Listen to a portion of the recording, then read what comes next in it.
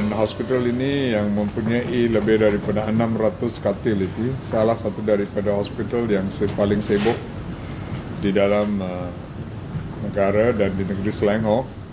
Beberapa bidang pengkhususan di dalam hospital ini, khususnya di dalam bidang cardiology dan cardiothoracic surgery.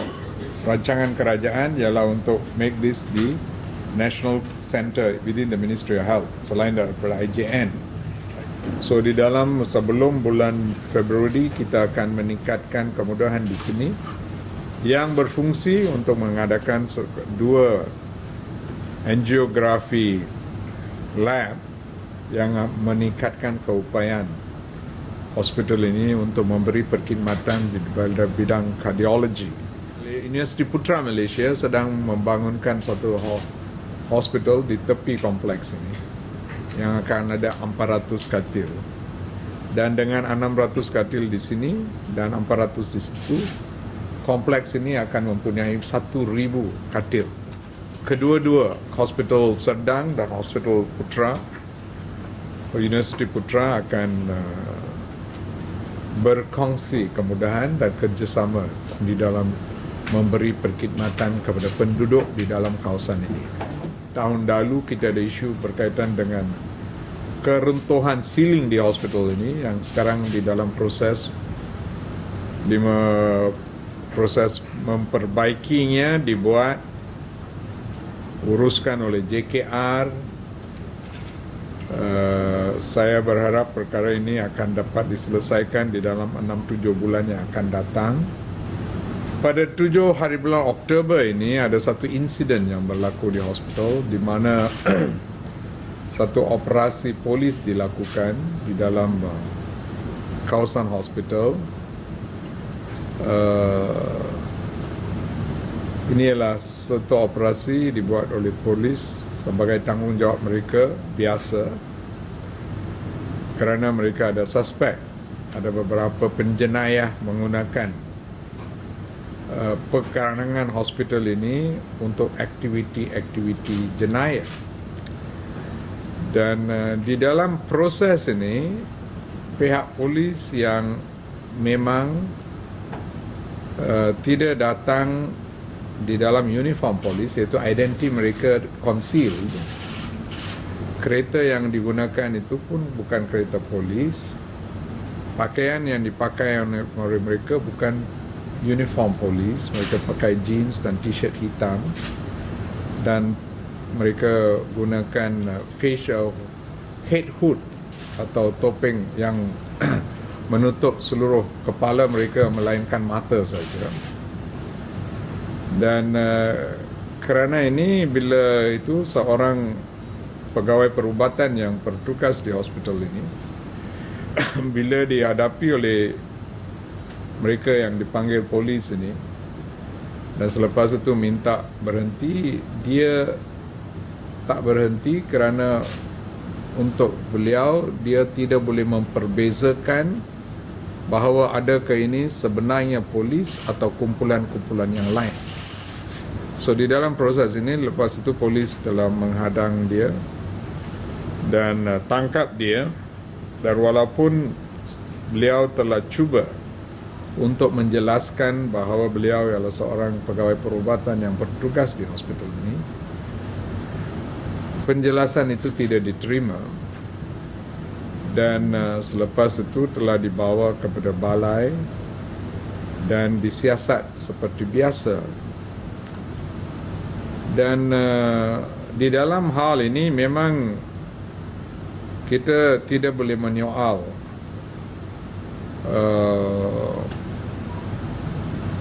iaitu kuasa pihak polis untuk menjalankan mana-mana operasi di bawah bidang kuasa mereka.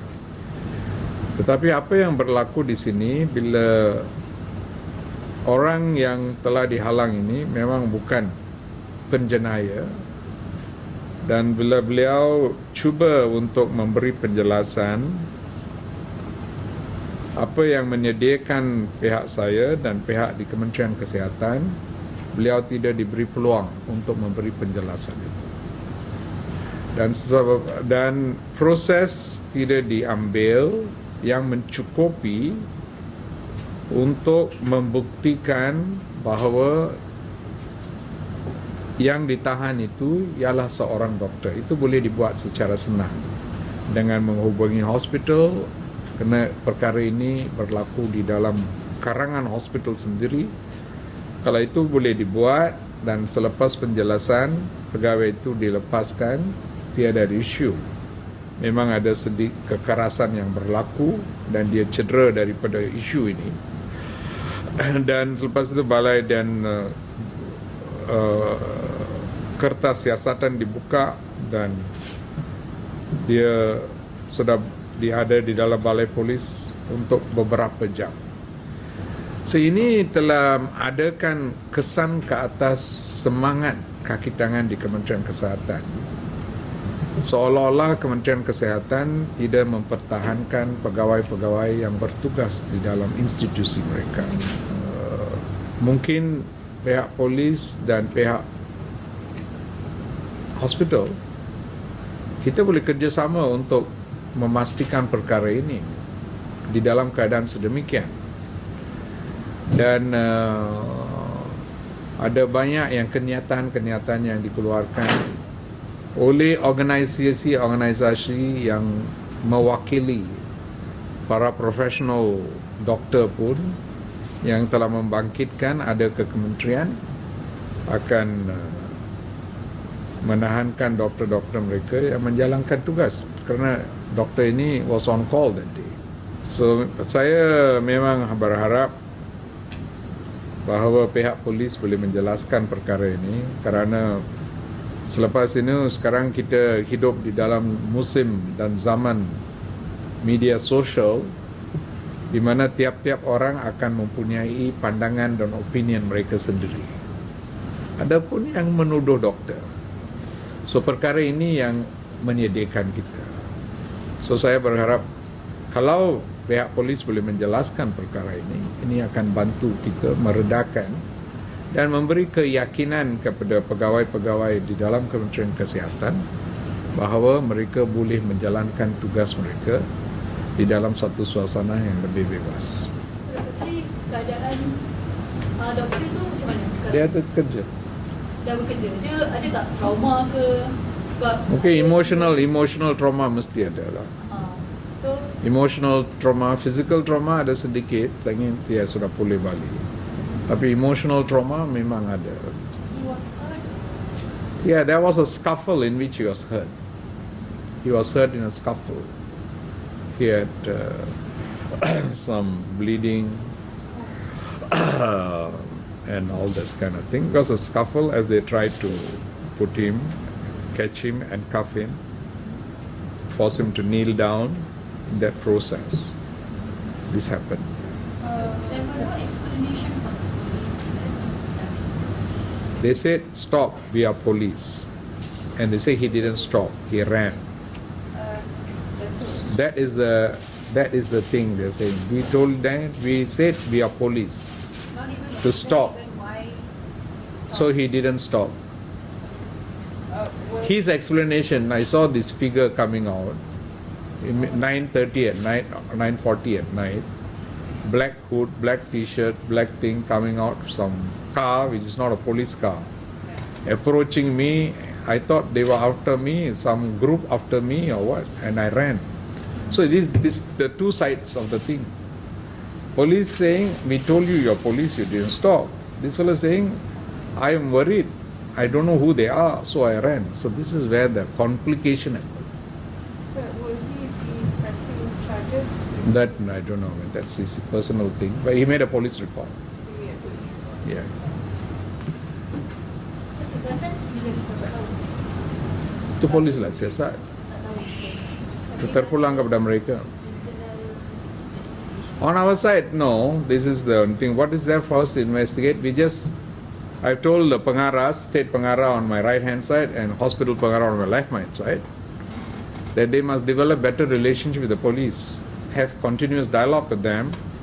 So in this kind of situation, police will feel free to contact them and they can feel free to contact the police and say how to solve this problem.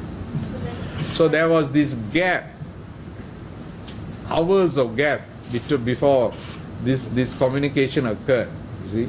So that could have been avoided if there is better communication.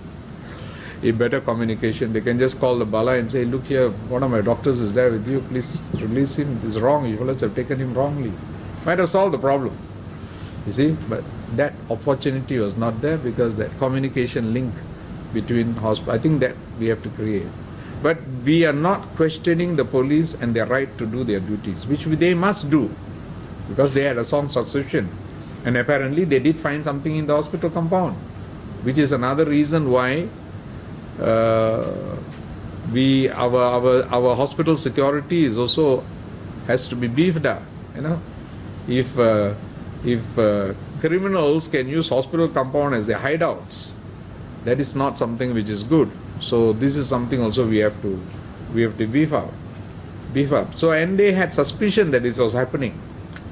That is why they did this raid. But only thing, they got the wrong person. That is the only thing. You see, they got the wrong person. You see. Were the police on hand to inform before the operation, this thing took place? No, they didn't. Did they? They won't tell. We also cannot expect them to tell. So there was a This is a sudden one. Yeah. You see, I mean that is normal for police activity, Okay. and we accept that is part of their process of working. I mean, Okay. because you cannot tell robbers, look here, we are coming. Well, it could be here, it could be anywhere. Right? So Yeah. that is something which we have to accept that won't happen. So, but that is all fine. But only thing is when this guy he's wearing a stethoscope, he's in OT gown, he's got a name tag with him, everything. Why don't you allow him an explanation, prove who he is, and release it? That is the only thing. With that thing you did, this whole thing won't be there. That was not done. You see, coming, raiding, that's all fine because that is the duty of the police. You see, but this particular thing, he was not allowed to explain himself. They handcuffed, put him in the van, and then took him to the Balai. How long was he in the Balai? Long, huh? For 4 to 6 hours? What is already confirmed or still? That you can see the building going on. It's already 2018 it will function. 2018 will function. So, when the expecting date will be done, all the process? 2018. It means another 2 years. 1.5 years, 1.5 to 2 years. Okay? Thank you.